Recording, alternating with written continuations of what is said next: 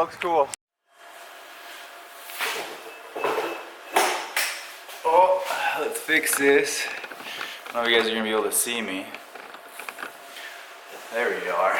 That works, right? Come down a little bit more. There we go. I think that's good.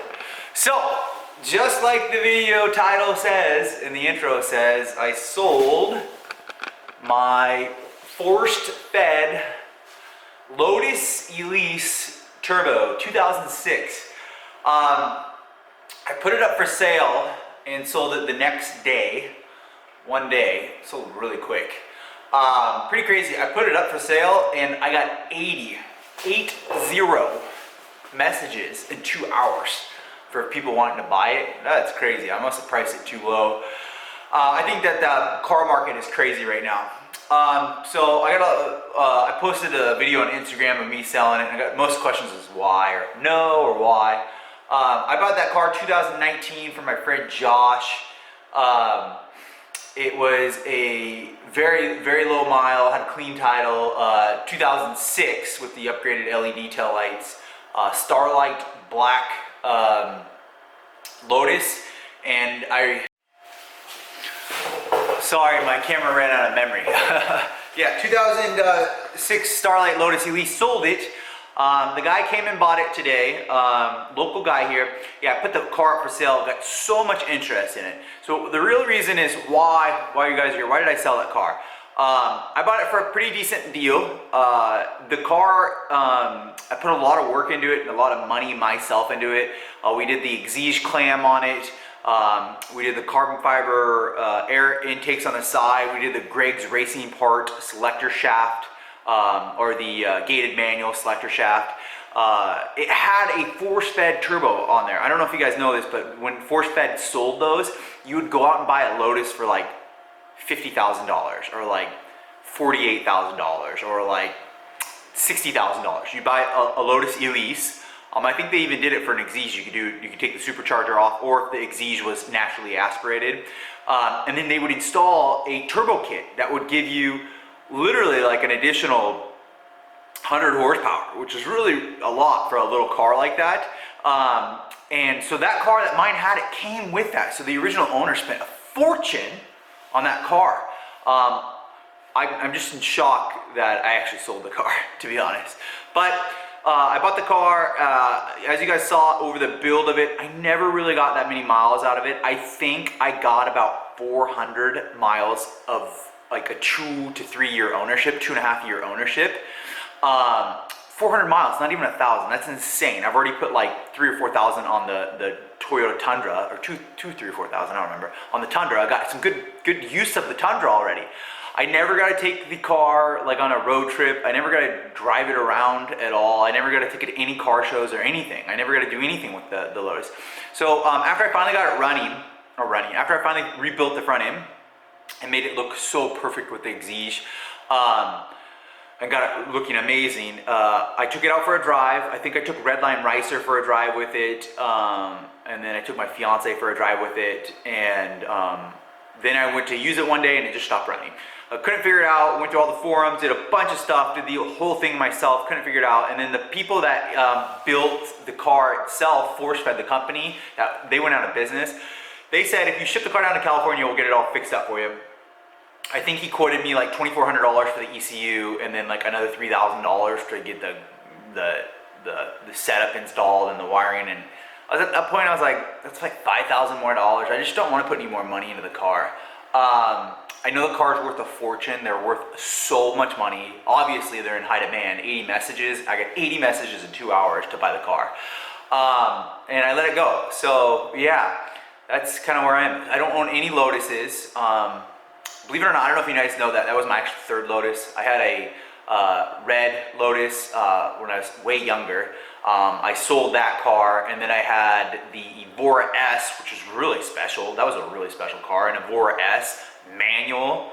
Yeah, go try to find one of those. That's actually really hard to find. And then the Elise Turbo 275 was the rarest.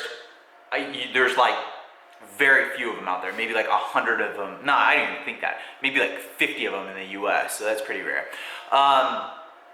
So what's next?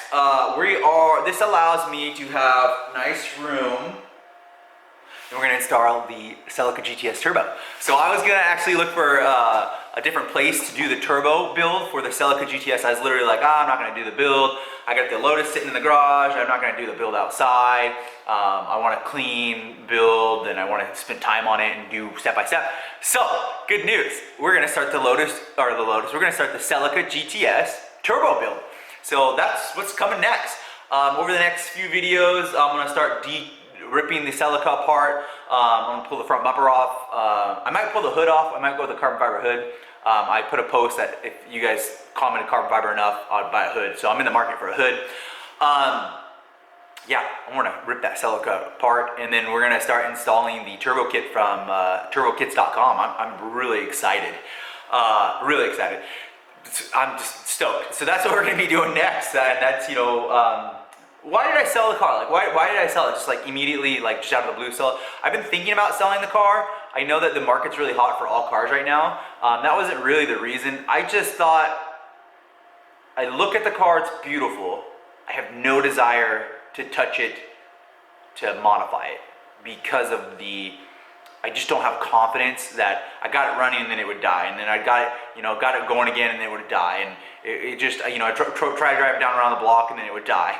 I couldn't read the ECU with I didn't have the tools, it didn't give me that. The wiring was built into the OEM wire harness. I didn't know how to work with that. And then all the wiring on the Lotus is very hard to reach. I don't know if you know this, it's so hard. Like, to get to any wires, they're behind the dash. You gotta remove the dash. To work on the engine, you pretty much have to remove the rear clam. And I was like, I don't want to remove any more clams. I did the front clam, and I spent a lot of time on that, reassembled it. I wasn't in the mood to remove a clam. It's not like on a car where you can do 10 bolts and the front bumper comes off, or 2 bolts and the hood comes off. I mean, that's some easy stuff. The clam is a big hunking piece. And so I just wasn't motivated to work on that car. That was the reason why. So I looked at the car, I'm like, I'm not gonna reassemble this thing. I don't want to do anything with it. I look at the car, I'm like, there's all these little things that I want to fix on it again, and it was just too much work. It was just too much of a headache. So I sold the car. The new owner's pretty happy. I think he's gonna put a K-Series in it, which is kind of a slap in the face, but whatever. I mean, 2ZZ turbo, and you're gonna put a K-Series in there? Come on. But it is what it is. A lot of people put K-Series in those Lotuses, and they're worth a fortune when you do that. They're worth like $60,000, $70,000, a lot of money. What will I buy next if I'm gonna get another car? I'm gonna keep my MR2. I love the MR2. I might put a new clutch in the MR2 because I hate it. They hate the clutch in there.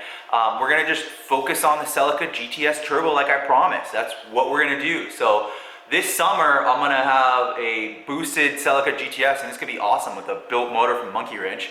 It'll be amazing. We'll take that to the track. We'll have a lot of fun days. It'll just be the summer of the Celica, like I kind of promised. So that's what we're gonna be doing. Yeah, no more Lotuses for a while. If I do buy a Lotus in the future, I might look at the Mira and buy it with a warranty, maybe, which is totally not like me. I usually don't buy new cars, and then in addition to that, I like to work on my own cars. And then if I ever were gonna buy one, I'd probably buy like an '08 red EXIGE. So like if that comes up and it's like below $50,000, I might be interested. But the truth is, I probably won't go back to the Lotus brand. I've three ownerships, all of them sucked. I've owned 3 Lotuses, and I've gotten less than like 2,000 miles out of all 3 of them. So of one ownership, which is crazy. That's not very good. I mean, that's like not even an oil change. Do I not like Lotus? No, Lotus is cool. It's made in England. Keep that in mind. And they're like, the guys that bought it today, they were like, it's hand built in England. Keep that in mind when you're working on the car. I was like, oh man, that's a good point. So I don't, like I said on the other video that had a lot of views, the EVORA one, Lotus, lots of trouble, usually serious, yeah, maybe, but this has just been my experiences with, the Elise was a highly modified race car, and the EVORA was at 50,000 miles, which is a lot for a sports car of its nature. So, I mean, I bought into both those cars, not knowing really, but now knowing, and so maybe you guys can learn from that.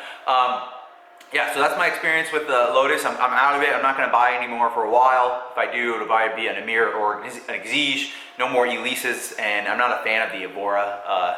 Actually, the EVORA is very cool, but I just never realized that car kind of fell on my lap. So I am very interested in a GTR. I am very, very interested in a Porsche 911 Turbo. I think that'd be really, really fun. I'm also interested in buying like a 99 Boxer S or a 99 Boxer, driving that around. I've never owned a Porsche, and then maybe moving into a Cayman, and then maybe moving into a 911, and then maybe moving into the Turbo, and then maybe moving into the GT3, and do like a 5-year progression of how I started with the, you know, $8,000 or $5,000 Boxer, and then now I'm in like a $100,000 911 GT3 or something. I think that might be cool. Comment down below what you guys think I should buy next, or if you think I should just shut up and not buy another car and just boost that Celica. Comment, boost the Celica. Swing by MitchDore.com. Got a lot more Celica content coming up. I'm very excited.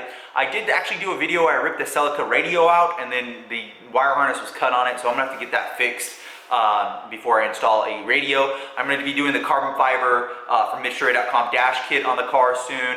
So I got a lot of stuff coming for the Celica. Main thing is I'm probably just going to put the Celica right here, and then we're going to just rip it apart and get ready to mount an intercooler and mount a turbo and do some unboxing, and I'm just excited for that. Like, subscribe, swing by MitchDore.com. I hope you guys understand that I sold the Lotus and you're okay with that, and give this video a thumbs up. I really appreciate it, and swing by MitchDore.com. See you guys in the next video.